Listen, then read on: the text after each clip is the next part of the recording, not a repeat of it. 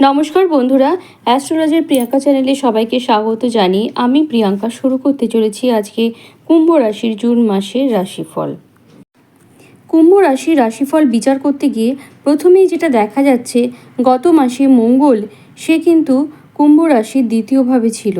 তো মাসের প্রথম দিনেই সেই মঙ্গল কিন্তু মেষ রাশি অর্থাৎ কুম্ভ রাশির তৃতীয়ভাবে চলে এসেছে। তৃতীয়ভাবে নিজের ঘরে এসেছে, তৃতীয়পতি তৃতীয় এসেছে এবং দশমপতি তৃতীয় এসেছে। তো এর যে ফল কুম্ভ রাশি জাতক জাতিকাদের জীবনে কি ফেলতে চলেছে সে বিষয়ে আপনাদের অবশ্যই আমি জানাচ্ছি। বর্তমানে শনিদেব কিন্তু কুম্ভ রাশিতেই বসে আছে।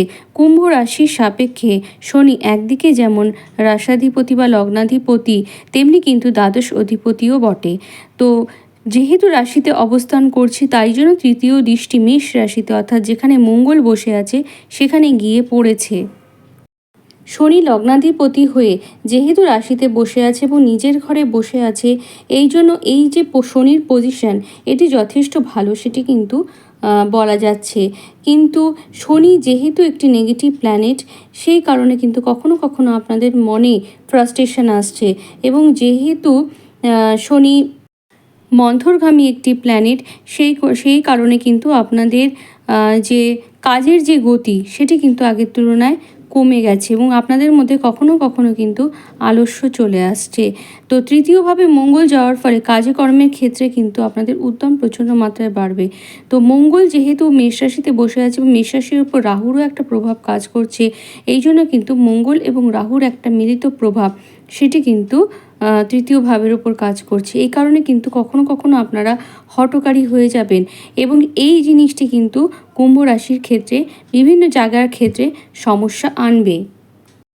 তৃতীয় ভাব থেকে কিন্তু আমরা প্রতিবেশীকে বিচার করি, তৃতীয় ভাব থেকে ভাই বোনের ক্ষেত্রটাও বিচার করা হয়, আবার তৃতীয় ভাব থেকে আপনাদের আশেপাশের মানুষদেরকে এবং আপনার কমিউনিকেশন স্কিলকে কিন্তু বিচার করা হয়।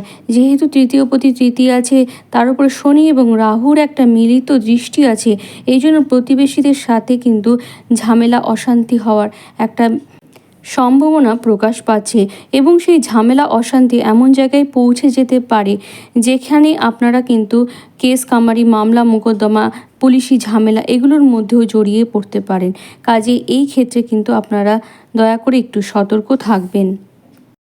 তাছাড়াও ষষ্ঠ ভাব থেকে কিন্তু আমরা রোগ ভোগ, শত্রু এদেরকে বিচার করতে পারি এবং দেখা যাচ্ছে যেহেতু ষষ্ঠ ভাবের ওপর আগে থেকেই রাহুর একটা দৃষ্টি, সেখানে মঙ্গলের একটা দৃষ্টি, সেই কারণে কিন্তু এটা বলা যায় যে শত্রুরা কিন্তু এই সময় ভীষণভাবে মাথাচাড়া দিয়ে উঠবে। শত্রুর থেকে কিন্তু আপনাদের ক্ষতি হতে পারে। কাজেই শত্রু সংক্রান্ত ব্যাপারে কিন্তু একটু সতর্ক থাকবেন। মানুষের শরীরের গলব্লাডার সেটিও কিন্তু বিচার করা হয় ষষ্ঠ ভাব থেকে। মেয়েদের জরায়ু সেটিও বিচার করা হয় ষষ্ঠ ভাব থেকে। ষষ্ঠ ভাবে যেহেতু রাহু এবং মঙ্গলের একটা কম্বাইন্ড দৃষ্টি কাজ করছে, এই জন্য ষষ্ঠ ভাবে অর্থাৎ গলব্লাডারে কিন্তু আপনাদের অপারেশনের একটা যোগ তৈরি হচ্ছে। পাশাপাশিভাবে মেয়েদের ইউটেরাসেও একটা কাটা ছেঁড়ার সম্ভাবনা সেটিও কিন্তু দেখা যাচ্ছে। তবে যেহেতু বৃহস্পতির দৃষ্টি এই মুহূর্তে দ্বাদশ ভাবের ওপর আছে, এই জন্য কিন্তু আপনারা একটা ব্যাপারে একটু রিল্যাক্স ফিল করতে পারেন। সেটি হলো আপনাদের যে মেডিকেলের কস্টিং সেটি কিন্তু হয়তো আপনাদের আওতার মধ্যে থাকবে এবং ডাক্তারের সঠিক ট্রিটমেন্টের মাধ্যমে আপনারা কিন্তু খুব শীঘ্রই সুস্থ হয়ে উঠবেন। যেহেতু দ্বিতীয়ভাবে এই মুহূর্তে রাহু অবস্থান করছে এবং দ্বিতীয় অধিপতি এবং একাদশ অধিপতি বৃহস্পতি সেও কেতুর প্রভাব যুক্ত হয়েছে, এই জন্য কিন্তু অর্থ ব্যয়ের একটা জায়গা সেটি তৈরি হচ্ছে। বিভিন্ন কারণে বিভিন্নভাবে কিন্তু অর্থ খরচ হয়ে যাবে। শরীর স্বাস্থ্যের কারণে হোক, বিভিন্ন ঝামেলা অশান্তির কারণে হোক, অর্থ কিন্তু নষ্ট হওয়ার একটা সম্ভাবনা তৈরি হচ্ছে। তবে একটি ব্যাপারে না বললেই নয়, যেটি হলো একাদশপতি যেহেতু চতুর্থভাবে অবস্থান করছে, অর্থাৎ বৃহস্পতি যেহেতু চতুর্থভাবে অবস্থান করছে এবং বৃহস্পতি যেহেতু একাধারে দ্বিতীয় অধিপতিও, এই জন্য কিন্তু জমি জায়গা থেকে আপনাদের অর্থ আয় হওয়ার বা যানবাহন থেকে অর্থ আয় হওয়ার একটা বিশাল সুযোগ কিন্তু আপনাদের সামনে চলে আসছে এবং এই মাসে কিন্তু আপনাদের গৃহ লাভ হওয়ারও একটা সম্ভাবনা, ফ্ল্যাট কেনার একটা সম্ভাবনা এবং সুন্দর বাড়ি সেটি কেনারও একটা সম্ভাবনা সেটিও তৈরি হচ্ছে। চতুর্থ ভাব যেহেতু বৃহস্পতি, শুক্র, রবি এই সমস্ত গ্রহগুলোর একটা সান্নিধ্য পাবে, এই জন্য কিন্তু গৃহের মধ্যে আধ্যাত্মিক একটা পরিবেশ তৈরি হবে। পুজো পাঠ করা এগুলো কিন্তু আপনাদের গৃহে বেড়ে যাবে এবং তার সাথে সাথে কিন্তু গৃহের একটা শান্তিভাব, গৃহের সদস্যদের মধ্যে ভাব ভালোবাসা এগুলো বৃদ্ধি পাওয়ার একটা সম্ভাবনা তৈরি হবে। এবার আসছি কুম্ভ রাশির প্রফেশনাল লাইফ নিয়ে আলোচনায়। যেহেতু কুম্ভ রাশির লগ্নে এই মুহূর্তে শনি অবস্থান করছে এবং লগ্নের দ্বিতীয় ভাব তথা রাশির দ্বিতীয় ভাবে রাহু অবস্থান করছে, এই জন্য কিন্তু কুম্ভ রাশি বা কুম্ভ লগ্নের জাতক জাতিকাদের মধ্যে চাকরি খোঁজার যে মানসিকতা সেটি কিন্তু বৃদ্ধি পাবে। বিশেষ করে যে সকল জাতক জাতিকাদের অর্থত্রিকোণে জলরাশিতে রাহু রয়েছে তারা কিন্তু এ মাসে চাকরি পাবেন। যারা অলরেডি চাকরি করছেন তাদের ক্ষেত্রে কিন্তু কর্মক্ষেত্রে চাপ বাড়তে চলেছে এবং কর্মক্ষেত্রে কর্তৃপক্ষের প্রেশার সেটিও কিন্তু বাড়বে। কর্মক্ষেত্রে কিন্তু আপনারা ষড়যন্ত্রের শিকার হতে পারেন, কাজে এই ব্যাপারে কিন্তু একটু সতর্ক থাকবেন। কুম্ভ রাশির যে সকল জাতক জাতিকারা বিজনেস করেন তাদের কিন্তু বিজনেসের জায়গাটা এ মাসে যথেষ্ট ভালো আছে। বিশেষ করে যারা বাড়িতে থেকে বিজনেস করেন তাদের সেই জায়গাটা যথেষ্ট ভালো আছে। কাঠ কয়লা লোহা সংক্রান্ত হার্ডওয়্যার সংক্রান্ত বিজনেস যারা করেন তাদের সেই ক্ষেত্রটা যথেষ্ট ভালো যাবে। বাড়িতে বসে যারা ফ্রিল্যান্সিংয়ের কাজ করেন তাদের কিন্তু এই মাসটা বেশ ভালো যাবে, তারা আর্থিক উন্নতি করতে পারবেন। স্নাতক স্তর বা স্নাতকোত্তর স্তরে যে সকল কুম্ভ রাশির জাতক জাতিকারা আছেন তাদেরও পড়াশোনার ক্ষেত্রটা মোটামুটি ভালোই যাবে। তবে এ মাসে কিন্তু প্রেমের ক্ষেত্রটা ভালো যাবে না।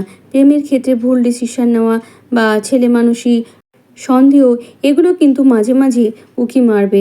আবার কখনো কখনো দেখা যাবে যে সব কিছু ঠিকই আছে, কাজেই একটু বুঝে চলবেন প্রেমজ সম্পর্কের ক্ষেত্রে। দাম্পত্যের ক্ষেত্রটা মোটামুটি ভালোই যাবে। দাম্পত্যের ক্ষেত্রে কিন্তু আপনারা যথেষ্ট ম্যাচুরিটির পরিচয় দেবেন। দাম্পত্যের ক্ষেত্রে দেখানো প্রেমের থেকে দায়িত্ব কর্তব্যবোধ এগুলোই কিন্তু আপনাদের কাছে প্রায়োরিটি হয়ে দাঁড়াবে। এ মাসে চতুর্থভাবে বৃহস্পতি, শুক্র এদের মতো শুভ প্ল্যানেটগুলো থাকার জন্য দেখা যাবে যে বন্ধুর থেকেও কিন্তু আপনারা যথেষ্ট হেল্প পাবেন। এমনকি বন্ধুর থেকে কিন্তু আপনারা আর্থিক হেল্পও পেতে পারেন। বন্ধুরা কিন্তু আপনাকে সঠিক পথ দেখাবার চেষ্টা করবে। মায়ের শরীর স্বাস্থ্য মোটামুটি ভালো যাবে। মায়ের সাথে সম্পর্ক যথেষ্ট ভালো থাকবে। বাবার সাথেও সম্পর্ক যথেষ্ট ভালো থাকবে। মোটামুটিভাবে বলা যায় যে কাছের মানুষদের সাথে কিন্তু এ মাসে সম্পর্কের ক্ষেত্রটা যথেষ্ট ভালোই যাবে। এ মাসে চাকরির কারণে হয়তো আপনাদের ছোটোখাটো ট্রাভেল করতে হতে পারে। এ মাসে আরেকটি ব্যাপারও আপনাদের সতর্ক হয়ে থাকতে হবে, সেটি হলো রাস্তায় চলাফেরার ক্ষেত্রটা। পায়ের দিকে আঘাত আসা বা পা কেটে যাওয়া, ছড়ে যাওয়া, ভেঙে যাওয়া এই সম্ভাবনাগুলো কিন্তু এ মাসে তৈরি হচ্ছে। তবে দ্বাদশভাবে যেহেতু বৃহস্পতির দৃষ্টি কাজ করবে এই জন্য কিন্তু মারাত্মক অ্যাক্সিডেন্ট বা মারাত্মক কিছু হওয়ার থেকে কিন্তু আশা করি আপনারা রক্ষা পাবেন, যদি না লগ্নপতি আপনাদের ভীষণভাবে পীড়িত হয় অথবা আপনাদের দশা অন্তর্দশাতে ভীষণ কোনো অশুভ যোগ না থাকে। এবার আসছি আপনাদের এই যে অশুভ যোগ বা অশুভ প্রভাব তৈরি হয়েছে গ্রহের, সেগুলোর থেকে আপনারা মুক্তি পাবেন কি করে। যেহেতু মঙ্গল পীড়িত অবস্থায় আছে সেই জন্য অবশ্যই আপনাদের হনুমান চালিসা পাঠ করতে হবে এবং শনির 7.5ও চলছে, সেই জন্য অবশ্যই আপনাদের সতর্ক থাকতে হবে। শনি মন্দিরে কিন্তু সর্ষের তেলের প্রদীপ অথবা সর্ষের তেল দান, তিল দান এগুলো কিন্তু আপনাদের করতে হবে। এবং রাহুর প্রভাবের জন্য আমি বলবো যে বাস্তুতে আপনারা উত্তর পূর্ব দিকে কোনোভাবেই কিন্তু পীড়িত করবেন না, চেষ্টা করবেন গুরুজনদের কথা শোনার। বাড়িকে যথাসম্ভব পরিষ্কার রাখবেন। আপনারা অহেতুক কোনো ধুলো ময়লা বিশেষ করে মাকড়সার জাল একদমই কিন্তু জমতে দেবেন না এবং তার সাথে সাথে আপনারা ধর্মগ্রন্থ পাঠ করুন, ধ্যান করুন, জপ করুন, এগুলো করার কিন্তু ভীষণভাবেই দরকার দেখা যাচ্ছে।